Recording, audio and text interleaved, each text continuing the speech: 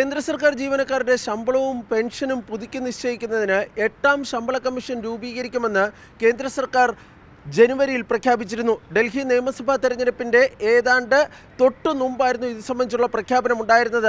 എന്നാൽ പുതിയ കമ്മീഷൻ്റെ അധ്യക്ഷൻ ആരാണെന്നോ 2 അംഗങ്ങൾ ആരാണോ എന്നതിനെ സംബന്ധിച്ച് കേന്ദ്രം ഇതുവരെ ഔദ്യോഗികമായ ഒരു തീരുമാനം പുറത്തുവിട്ടിട്ടില്ല. അതുപോലെ തന്നെ ഈ ശമ്പളം കമ്മീഷൻ്റെ ഈ പരിഗണനാ വിഷയങ്ങളും തീരുമാനിച്ചിട്ടില്ല. പക്ഷേ ഇങ്ങനെയൊക്കെ ആണെങ്കിലും വിവിധ സംസ്ഥാനങ്ങൾ ഇതിനോടകം തന്നെ ഈ ശമ്പള കമ്മീഷനുമായി ബന്ധപ്പെട്ട് ചില ആവശ്യങ്ങൾ കേന്ദ്ര സർക്കാരിന് മുമ്പാകെ വച്ചിരിക്കുന്നു എന്ന വിവരമാണ് ഇപ്പോൾ വരുന്നത്. അതിലേറ്റവും പ്രധാനപ്പെട്ടത് 8ാം ശമ്പള കമ്മീഷൻ തങ്ങളുടെ ശുപാർശ കേന്ദ്ര സർക്കാരിന് കൈമാറുന്നതിന് മുമ്പായി സംസ്ഥാനങ്ങളുടെ വാദം കേൾക്കണമെന്നാണ്, അല്ലെങ്കിൽ അഭിപ്രായം അറിയണമെന്നാണ് ചില സംസ്ഥാനങ്ങൾ ഇപ്പോൾ കേന്ദ്ര സർക്കാരിനോട് ആവശ്യപ്പെട്ടിരിക്കുന്നത്.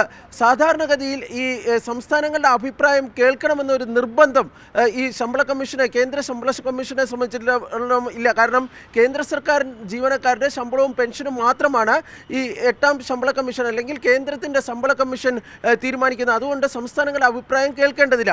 പക്ഷേ ഈ 8ാം ശമ്പള കമ്മീഷൻ വലിയ തോതിലുള്ള ഒരു ശമ്പള വർധനവ് പ്രഖ്യാപിക്കും എന്ന പ്രചാരണങ്ങൾ അല്ലെങ്കിൽ എന്ന അഭ്യൂഹങ്ങൾ ഇതിനോടകം തന്നെ ഈ പ്രചരിക്കുന്നുണ്ട്. അങ്ങനെ വലിയ തോതിൽ ഈ കുത്തനെ ഉയർന്ന ശമ്പളവും പെൻഷനുമൊക്കെ പ്രഖ്യാപിക്കുകയാണെങ്കിൽ സംസ്ഥാനങ്ങളെ സംബന്ധിച്ചിടത്തോളം ആനുപാതികമായ രീതിയിൽ അവിടങ്ങളിലും കൂട്ടേണ്ട ഒരു സാഹചര്യം ഉണ്ടാകുന്നതായിരിക്കും.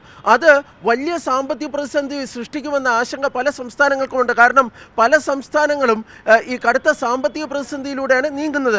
ഈ സാഹചര്യത്തിലാണ് സംസ്ഥാന സർക്കാരുകൾ തങ്ങളുടെ അഭിപ്രായം ഈ ശമ്പള കമ്മീഷൻ കേൾക്കണമെന്ന് ഇപ്പോൾ ആവശ്യപ്പെടുന്നത്. കാരണം സ്വാഭാവികമായും ഈ കേന്ദ്ര ശമ്പള കമ്മീഷൻ നൽകുന്ന റിപ്പോർട്ടിൻ്റെ അന്തിമ ശുപാർശ അതിൻ്റെ അനുരണങ്ങൾ സംസ്ഥാനങ്ങളെ സംബന്ധിച്ചിടത്തോളം ഉണ്ടാകാനുള്ള സാധ്യതയുണ്ട്. ഏതായാലും ഇക്കാര്യത്തിൽ കേന്ദ്രം എന്തെങ്കിലും തരത്തിലുള്ള കേന്ദ്ര ധനകാര്യ മന്ത്രാലയം ഈ ശമ്പള കമ്മീഷന് എന്തെങ്കിലും തരത്തിലുള്ള ഒരു നിർദ്ദേശം നൽകുമോ എന്ന് അറിയില്ല. പക്ഷേ കേന്ദ്ര സർക്കാർ വൃത്തങ്ങൾ പറയുന്നത് വളരെ വൈകാതെ തന്നെ ഈ കമ്മീഷൻ്റെ അധ്യക്ഷനെ സംബന്ധിച്ചുള്ള പ്രഖ്യാപനവും 2 അംഗങ്ങളെ സംബന്ധിച്ചുള്ള പ്രഖ്യാപനവും ഉണ്ടാകുമെന്നതാണ്. കമ്മീഷൻ്റെ പരിഗണനാ വിഷയങ്ങളും ഉടൻ തന്നെ പ്രഖ്യാപിക്കുന്നതായിരിക്കും. അതിലൊരു പക്ഷേ സംസ്ഥാനങ്ങളുടെ അഭിപ്രായം കേൾക്കണമോ കേൾക്കണ്ടേ എന്ന കാര്യത്തിലുള്ള നിലപാട് കേന്ദ്രം വ്യക്തമാക്കുന്നതായിരിക്കും.